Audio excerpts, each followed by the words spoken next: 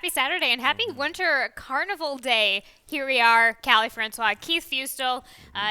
What about Gold Time Vixen? Slipped right by Yeah. us. A $53 winner, 12 to 1 yesterday. Let's see if we can come up with any other prices today. We were talking about today might be a little chalky, but we're still going to try and find you some value underneath, unless any of these prices come up. But Keith, we've got a fast track. No wind today. It was a bit of a blustery day yesterday, and now we're getting a bit of a blessing on that today. Yeah, it's still a little chilly. Winter Oh Carnival yeah. Day. It's got that feel to it, that look to it, kind of gray skies.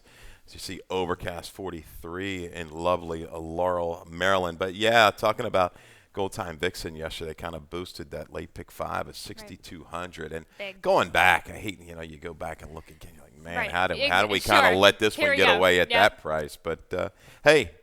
We move on. We move on to today's card. You talked about it earlier. It might be a little tricky. You're going to have to scratch and claw if you can maybe find some prices Right. in these stakes. I've got a lot of lower price favors, but you never know. Things pop up. If you knock one of them out of the sequence, it can kind of really boost those multi-race exotics. But we're ready to roll here Let's for see if we this can Saturday card. fish anything for you here. Starting in race number 1, of course, starts the early pick 5, but race number 1 is a maiden claiming 45, 1 turn mile here on the dirt for the 3-year-old. Scratch the 3 Super Accelerate and the 5 Brooklyn Girl. Keith, you land on the number 7, and let's take a look Okay. at La Marvelous from that first time start for Mary Epler. Gets the blinkers on today, Keith. Yeah, Mary Epler, no stranger to a good young horse, right? And she trained Victory Gallop back in the day. She's had some other good right. ones as well. But La Marvelous in debut, a little bit of a softer flow early. The winner kind of got away with it up there, feeling woozy, but saving ground and easing out. I like the way that La Marvelous just kept churning and churning through that last eighth of a mile. A little greenness maybe right there past mid-stretch, but Willing wasn't going to catch the winner, but comes out of a good race. We've seen General News come back to run well, circling the drain, obviously, who beat Vaccination last time, whistled. Blinkers going on, a little stretch out here to the mile. We've got Barbosa. Golden Lad?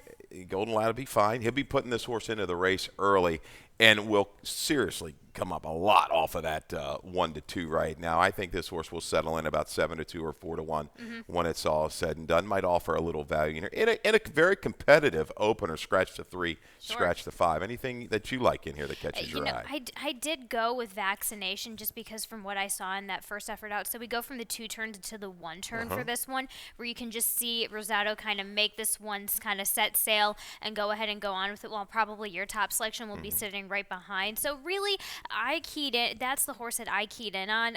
You got to go with Snack just due to the fact that this one's stretching out. I like the attractiveness in it. You look at that first time start at the maiden, especially coming from off. That's the kind of trip coming from off the pace a little bit, making a nice bit of finish, going the 6 furlongs is a really good indicator, especially first time out.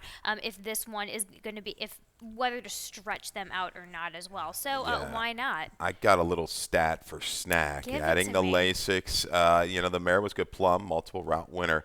But Trombetta the last 3 years, 4 for 11, 36% on the dirt with these third-time starters going sprint to route. ROI of close to $3, 298. So, yeah, comes out of these quicker races early, so that speed, that natural speed should put him into the flow, and breeding suggests he should be able to kind of stay the trip in here. Gaming Soul's another one that intrigues me a little bit. Mare was great at stakes. I won a lot of races, a lot of wins in this family. And another little cardio stat. We used a route stat yesterday for him with the 3-year-olds. And one loss, last ran pretty good. Was bet Yes. down a little bit more than I would have thought. Correct. But 7 for 16, 44%, 10 for 16 in the money with the 3-year-olds. The maiden varieties going second route. That's an interesting little stat there with an ROI of close to 5. So lots of ways to go in the opener. I like Right. visually La Marvelous's debut. I like the fact we got Lasix on and Barbosa, and we know we will be put into the race. Also, nice gate work on December 18th for Keith Fustel's top selection as he goes 7-8-9-1. I go 1-9-7-8. Keith, of course, you've got our early pick 4 locked and loaded. How do you play it today? Yeah, late scratch killed my single, so I defaulted into another single in race number 5. We're going to go from one Gary Cap To to the another. other. Yeah, but 1, 2, 4, 6, 7, 9. You see race 2. I really don't have a clue. Race 3, 1, 3, and 4. They look like the 3 and the Penn Shipper. She's going to get tested, but visually, good run last time. Very good run. Race 4 with a 1, 7, and 8. Value out of those 3 would be Plot, the Dodds at 9 to 2. Race 5 will single Malibu Beauty. with a good break. That inside post is always a little bit tricky. I think a mile is a little tougher race than what he had last time, or what she had last time, and she rode the wave. We'll talk about that, about the 30th of December. Speed was golden, but I think she can still get this done. $27 for that early pick 4. Early pick 4 that starts in race number 2 just before the stakes races start in the third race. But let's get back to the second race, this claiming 10,000, which have never won 3. Scratch the number 10 over the 6 furlong distance, Divine Proportion. Keith, you land on the number 7, Flaming East. This one is now in the barn, of course. It stays in the barn of Lacey Gaudette. Get Jaime Rodriguez this time. Jaime has only has only ridden once for Lacey as of lately, and that resulted in a win. So let's see if they can keep it going. Yeah, come out of the same race as 7 and 9. What Say You and Romer. So a couple of these horses, even Shambo was in there, the 4. So maybe we'll see if things kind of change a little bit up here. Lasix going on is the key for me. I think Flaming East and What Say You have a little bit of a tactical advantage over this field. So if they don't get away with it too quick up front, they can kind of get a moderate pace. That flow should carry them a long way. Slight edge here to the 7 with the first-time Lasix. Shambo, second off of a break, always a good angle for Damon Dilladovico. Down on January 1st, another speed type of day, just kind of spun its wheels. We'll need things to kind of set it up, but might get that flow if a couple of these other horses want to go with the 7 and the 9, maybe even Crimson Rocket with Barbosa. We know how he likes to be aggressive. So take a little shot here. Romer, your top selection. Last race, good. I mean, numbers stack up well, but he was a horse that was entered and scratched quite a few times. I guess it's a positive. He's going to run back-to-back here in a shorter period. So 7-9-4-1 for me in race 2. We're right around the same figures. But I like the pickup. I missed that pickup that you've got for Damon, second off of the layoff. He's 13 for 35 as of late, so 37% in the winner's circle, second after the layoff for, of course, the Dilladovico team. Tongue twister on that. Race number 3 starts our stake action in the extra heat, which is a 3-year-old fillies race going 6 furlongs on the dirt. Scratch number 6, Ohichos Bellows. You land on the number 1, Chickiness, of course, gets the blinkers on after that win, going 62.5 for Jamie Ness. Yeah, I mean, she like all of a sudden goes right about the 8th pole, says, I'm going to go out right. Very erratic late, hence the blinkers going on. Needs some focus. Really the established, proven commodity here. And that's what I'm going to maybe put my faith in. Maybe she doesn't quite have the projected talent of a couple of these other Brittany Russell horses. We'll see. Maybe she is what she is, but she does get Lasix. She's got the blinkers on. She has the ability to me to sit and just come from just off of it as well. Something L Street Lady did on the turf, but didn't prove last time. But let's look at that video of L Street Lady. It was good. It was good. Clocking time, 105 flat, comparatively to Cheekiness on a similar variant. Very, very solid. Did have the best part of the racetrack on the 4th. And was able to handle the pressure of New Rome. New Rome keys up with grace and charm as well. And just nursed along here beautifully by Sheldon Russell. We're going to get Toledo today, and this looks like Toledo's choice. He rode Grace and Charm last time, right? Maybe you have a little bit more insight into that. I don't. Where the jockeys ended up going. But she responds here, kicks away, looking at the bottom side of the family, a little deeper second hip that was able to carry the speed longer. I like the way she kind of responds here, kicking away with good energy. So difficult for me to split the 3. Realistically, very tough. I was talking about this with a couple of people earlier, and this is a race where you have a ton of speed, flat out and out, raw talented speed. This isn't trying speed. So how do you differentiate between that? I went with L Street Lady because I'm going off of her first effort on the turf. So granted, she was on the outside post, however, that's a big enough field. The grass races, especially when you're coming out of the gate, when you're on the backside, sometimes it can be a little bit of a scramble. Really super educational endeavor for those first-time starters. She got a lot out of that, kind of sitting there in mid-pack behind the pace.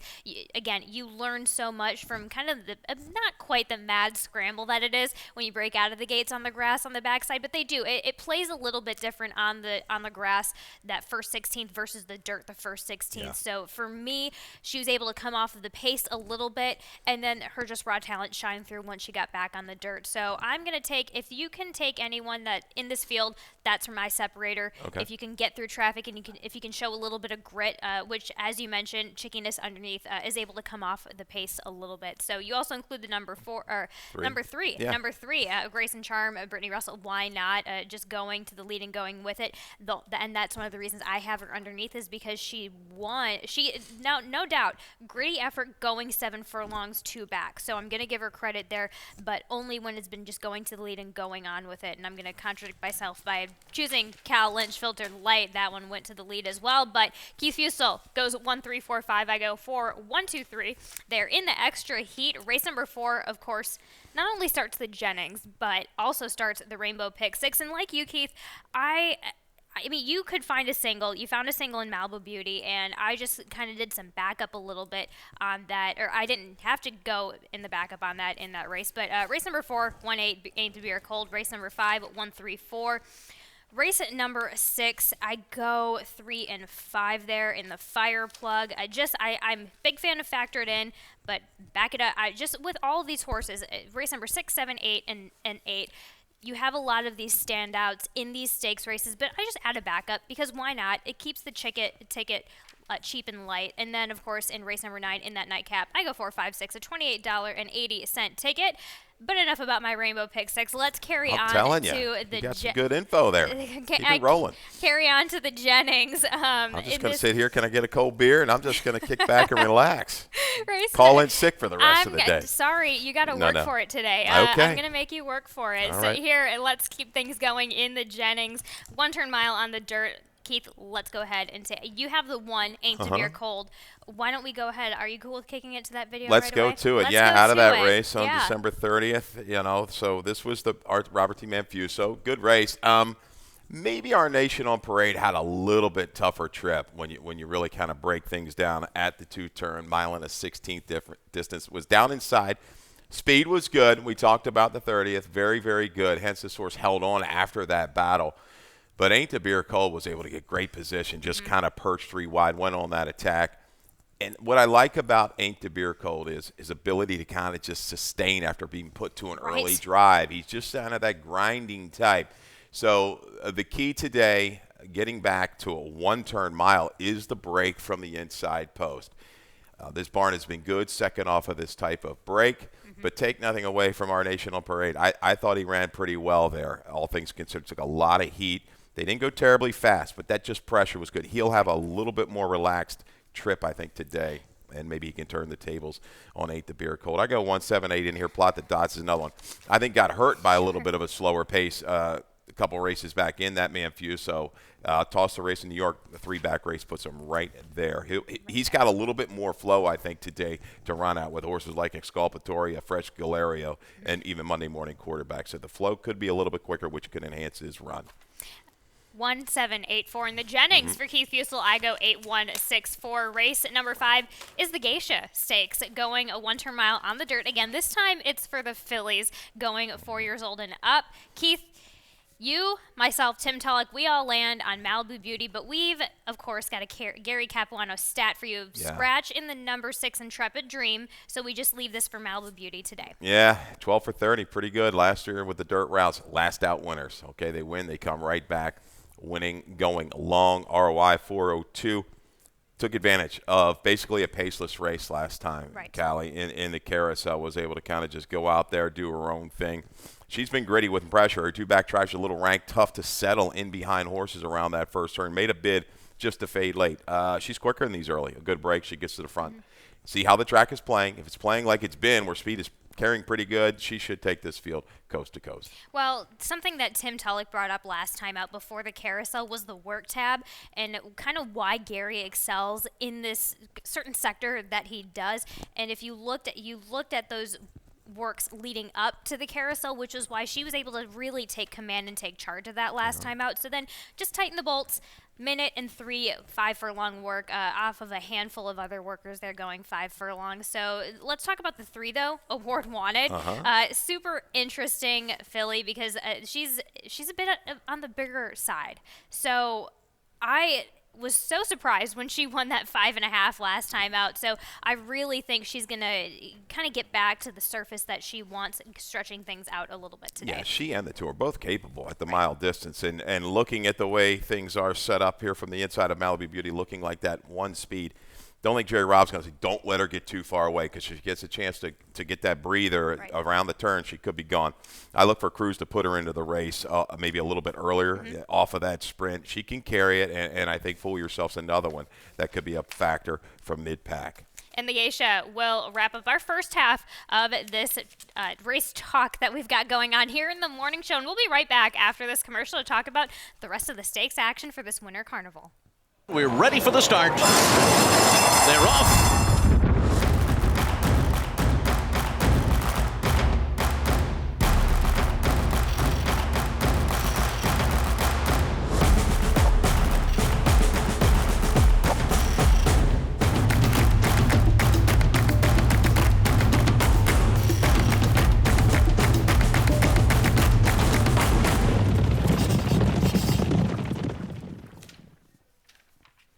The Fire Plug is the 6th race, going 6.5 on the dirt. Scratch the 8, Pirate Rick, and scratch the 9, Baron. Oh, yeah, a couple key scratches in here, Cal. Wow. Right. So that leaves you, myself, and Tim Tulloch all on the number 5, the local favorite. Without a doubt, Factor It In. We've got a video of Factor It In from that last time out in the Dave's Friend. Stellar record here, Factor It In at the age of 7. Let's see, 10 for 26 right now. Yep. Closing in on $500,000. And you got to love this. He's so sharp. You know, look at his buyers, 94, 96, 97, up to a 101 right here in the Dave's Friend. A day, the 30th speed was good. So he took the initiative. I like that. Got a little assist because Barron had some early trouble out of the gate and into the turn. Played that little cat and mouse that factored into the turn. But, man, he's dead game. Was challenged. It says, that's it. His versatility is the key here. The form that he's holding just makes him clearly the horse to beat in here for me. Some of these other speeds, will he try to go again? I don't know. Maybe a horse like I Love Josie or Five Streams, the two horses will be a little bit more aggressive. I think he sits in the catbird seat and pounces and goes by for his second win in a row. Well worded. Yeah, I like that wording on that. So you mentioned Al Loves Josie underneath. You also talk about the 2 5 Dreams. That one is a clear, probably lead contester. And then, of course, the number 3, Always in a Hurry. That one's coming from off a pace. Got some luck in the Howard Sandra Bender Memorial Stakes, excuse me.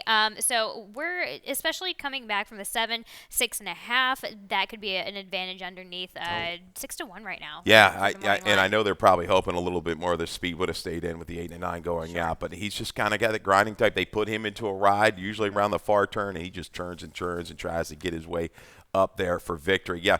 I Love Josie sneaky. He's an improving horse. He was getting good, late 3-year-old, now a 4-year-old. I like the way the direction this guy's going. I think he's right into the flow early.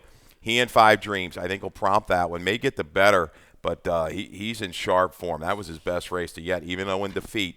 He's definitely he's looking really good right now. I thought he might scratch. I'd seen Dan Elman, but no, he's in here, ready to rock and roll. But factor it in, the one to beat. Carlos Mancini and the whole crew, they've done a great job on this guy. Here's my thing on Al Loves Josie is that he's a chestnut gelding. Hopped on him a couple times in the morning. I know his personality. When he is one that likes things to go his way. And if you look at his form, it makes sense. Every time he gets sent and he's not really challenged, he's gone all day. So when he doesn't get his way, that's where he kind of falters a little bit. But that last time out in the city of Laurel, where he sat from off the pace, he didn't have things go his way, and that was, to me, that was a huge run from him last time out. So it's going to be super interesting to see, especially with the scratch in the 9, to see how things play out for that pair. So that's why I have them underneath as well. But Keith Fustel goes 5-7-2-3, and I go 5-3-7-6 there. And let's kick on to the What a Summer Stakes for the girls 4 years old and up, going 6 furlongs here on the dirt. Keith, let's go ahead and kick it to the Feed de Spree.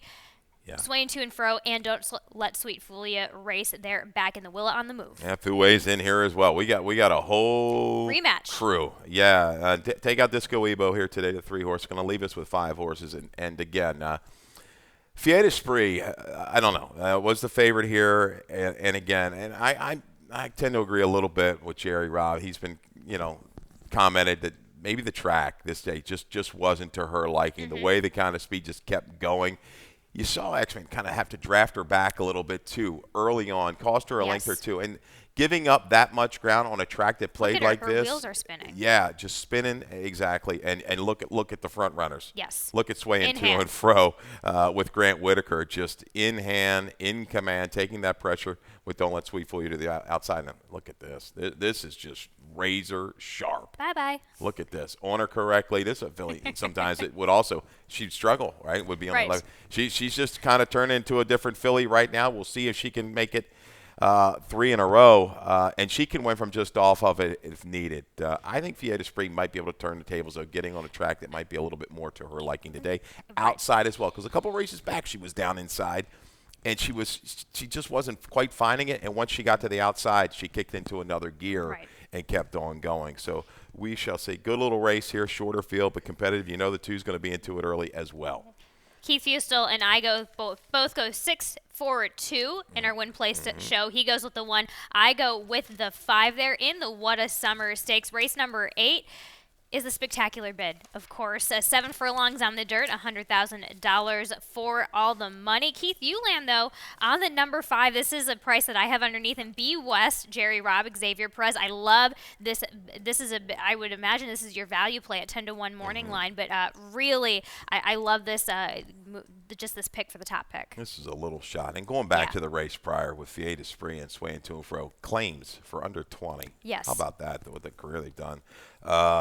And I will say one thing about swaying to and fro as a South Carolina bred, Gory Smith, my man down there.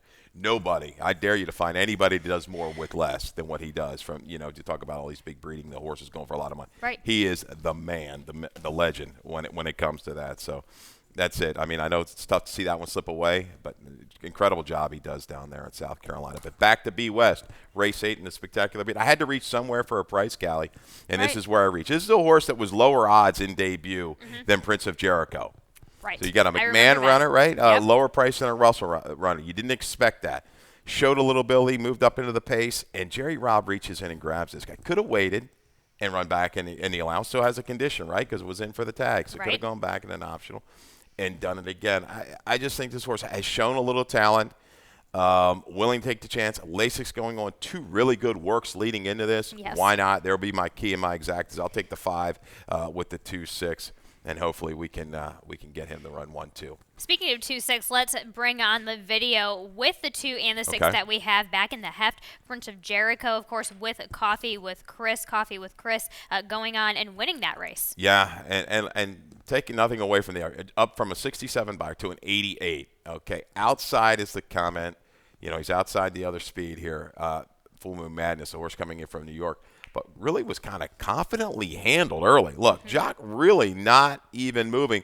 Whereas Prince of Jericho, Sheldon was kind of put this horse into a little bit of a ride about the 3/8 pole. Maybe he wanted to do it sooner. The way the track was playing, he stayed on that left lead, Prince of Jericho. But Coffee with Chris, resolute to the wire. He was a horse that was improving. The blinkers went on, right? So I know the track played a certain way, but he was game too. He was good. That was a really, really good effort. Fair and square beat him because he took the pressure. 7 should have won that race, I would have thought, but 7. I mean, Prince Jericho comes back with Lasix. I'm still waiting for a rider on the 2. Have you gotten that yet or no? I haven't. So we will inform. I'm sure Dave Rodman will probably have the update for us once we get to him later on. Carol Cedeno. There we go. Carol Cedeno on the number 2, Prince of Jericho. So I'd throw him in on top just because I think he. Again, we were looking at that race last time out. I think I'm splitting hairs, but I think Shell went a little bit 0 to 60 on him, and that mentally got the wheels kind of panicky, spinning. We saw a little like bit. Fiat Esprit a little bit around the turn. Yep. Exactly. So I go 2-6-5-1. Keith, you go 5-2-6-1 with your value play. B West, race number 9 wraps things up on this Winter Carnival here in this maiden claiming 20,000, going 6 furlongs on the dirt for the strict 3-year-old filly. Scratch in the number 3 Mystic Seaport. Keith, you go with the number 6, who I have underneath, Irish Lace, for Robbie Bales, Forrest Boyce, by Irish War Cry. Robbie with a winner here, right? There we go. Yeah, so with no champion, now we're going to go with Bobby Sauter. Just a little reach. I'm not enthused about the horses that have run here. This whole field. Yeah, Yes. Pagan Priest system there was good. She had a lot of turf, but half the Goldie's Boy horse that did win going a little bit longer. But this jockey-trainer combo has been good. They've been money for the last couple of years. Yep. Take a little shot on a flyer on the first. Has a pretty sharp work back in November. Not a whole lot from there. Okay, we shall see. I think Wilford Desire is the one to be back on Lasix here for Damon Dilladovico. Chased a loose horse there around at Delaware to a set. I think that's going to be the key, and was against the grain of the racetrack on December the 10th, went down towards the inside. Let's see who is with the grain in the racetrack. We'll find out for the rest of the day. We're going to wrap it up on this Winter Carnival, and we're going to head on over to a couple of talking points in Lightning Round. Let's get things going and start talking about your best bet. And, well, your best bet earlier was a scratch, and now we have a new best bet for you today. Yeah. Best bet, 6th race. Factor it in. Number 5. 65. Factor it in. I had to. The value plays are going to be B West. You talked about that. Race 8, number 5, B West value.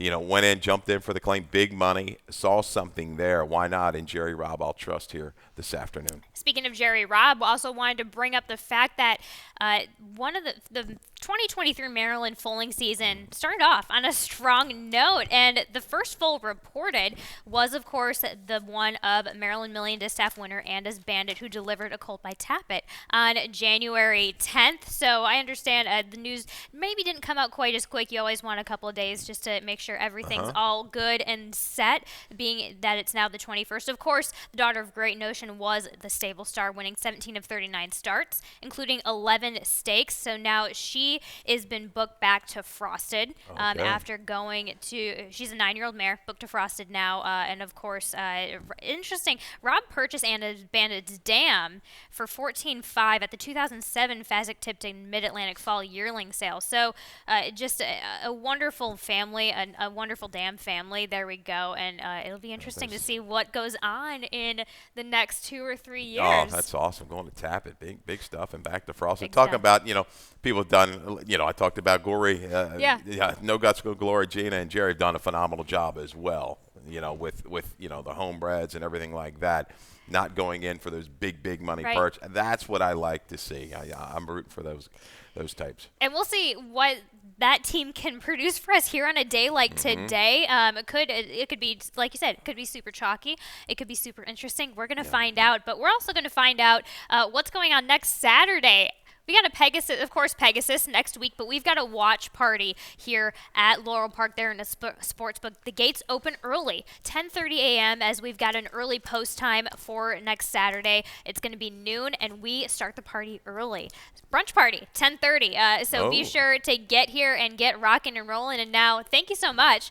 We're going to head on over for Dave Rodman for some more changes and scratches. Thank you, guys. Exactly. Watch party, maybe, just maybe. We can get some chili next Saturday.